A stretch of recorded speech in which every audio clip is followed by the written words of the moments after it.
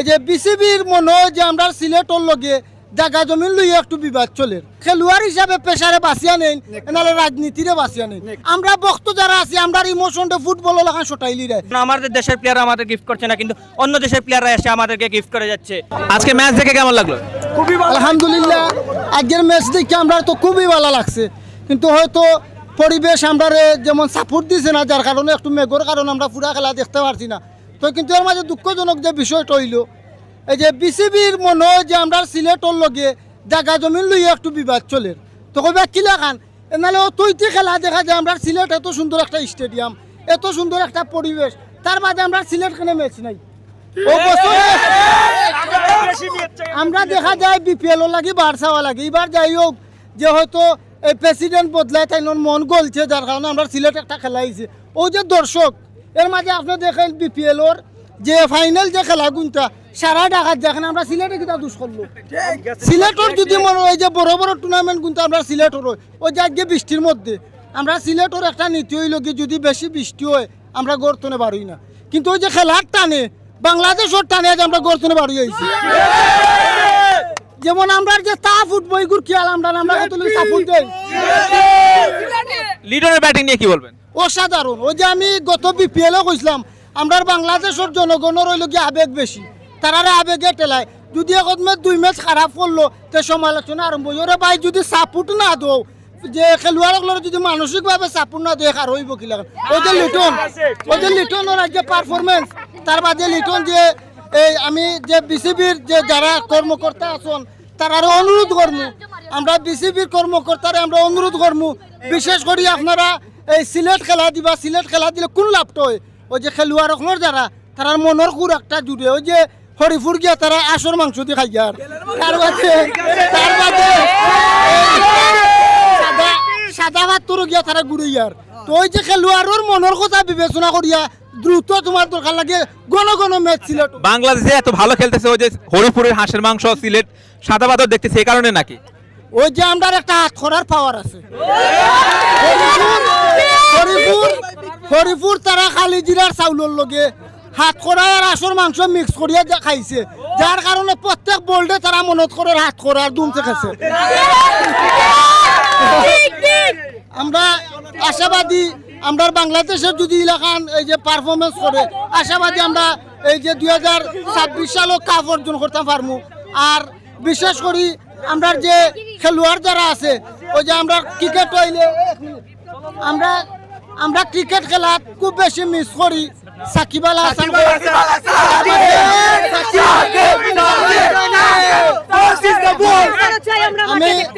আমি কইতে কইমু যে সাকিব আল হাসান কইন মাশরাফি বিন মর্তুজা কইন এরা রইল গিয়া তারার ক্যারিয়ারটা নষ্ট করছে রাজনীতি খেলোয়াড়গুলোর আমি দৃষ্টি আকর্ষণ করবো যারা যারা দেখবা ভিডিও খেলোয়াড় যারা আছেন আপনারা দয়া করি হয়তো খেলোয়াড় হিসাবে পেশারে বাঁচিয়া নেই নাহলে রাজনীতিরে বাঁচিয়া নেই কারণ আমরা বক্ত যারা আছি আমরা ইমোশনটা ফুটবল লেখা সটাইলি রে আপনারা দেখা যায় বিভিন্ন দল যোগ দিরা ওই বিভিন্ন সময় বিভিন্ন ভাবে লাঞ্ছিত আমরা দর্শক তো কোনো দল নাই আপনারা কারণে আমরাও লাঞ্ছিত খেলোয়াড় অন্যান্য যারা আছেন বাংলাদেশ ক্রিকেট টিমের সব খেলোয়াড়গুলোর অনুরোধ করবো আপনারা দয়া করি আগের জীবনের ইনিংস শেষ করবা বাদে রাজনীতি। আপনার হাতে গ্লাভস দেখতে পাচ্ছি এগুলো কে দিয়েছে? নেদারল্যান্ডের প্লেয়ার প্রিঙ্গেল। কিভাবে পেলেন?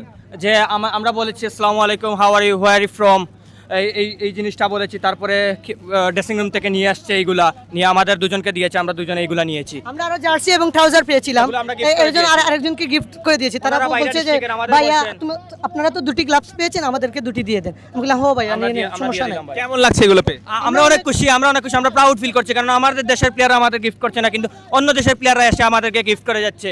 এটা খুবই খুশির বিষয় এটা খুবই আনন্দদায়ক। আর আমরা আজকের ম্যাচে এবং সব ম্যাচে আমরা সাকিবকে মিস করব সাকিব ছাড়া আমাদের খেলাটা অত বেশি ভালো লাগে না। আজকে ভাই টাকাগুলো আমাদের ঔষধ হয়ে গেছে এই দুটি গ্লাভসে না হলে এটা 5000 টাকা দাম হবে দুই জোড়া। আমরা অনেক খুশি। Thank you Pringle thank you so much. আজকে আমরা একটু বেশি খুবই হতাশ কারণ আজকে আমরা বৃষ্টির কারণে আমরা পুরো ম্যাচটা দেখতাম পারছি না। আমরা টিকিট লইছি 2500 250 যার টিকিট লইছি আমরা সব টাকা ব্যর্থ গেল। 18 ওভার খেলা দেখে আমরা সারা ফুল ইনিংস দেখতাম পারছি না। আজকে খুব ভালো লাগছে লিটন দাসের ব্যাটিং, আর আপনার এই যে জাকির আলী সুহান খুব ভালো ব্যাটিং করছে। আমরা চাইছিলাম অতদিন বাদে বাংলাদেশে ব্যাটিং করুক, আজ আমরা ব্যাটিং পাইছি, বাট পুরো ইনিংসটা দেখতাম পারছি না, বা নেদারল্যান্ডসও ব্যাটিংটা দেখতাম পারছি না। শেষ পর্যন্ত আমরা খেয়ে আর জিতবোটা দেখতাম পারছি না। খুবই আমরা হতাশ এই বিষয়টা নিয়ে। আজকে মেঘে আমরা আবহাওয়ার তো আমরা কোনটা কিছু করার নেই, সব আল্লাহ তালার। আমি আজকে এখানে বাংলাদেশের খেলা এই নিয়ে 3 দিন আসছি। আমি মানে খেলার অনেক আগ্রহ, বাংলাদেশের খেলা দেখি প্রায়, মনে করে আমি ছোটোবেলা থেকে তামিম, মাশরাফি, মুস্তাফিজুর, নাইম, আগের প্লেয়ার সাব্বির যারা, তাদেরকে দেখে দেখে আমি বড় হয়েছি।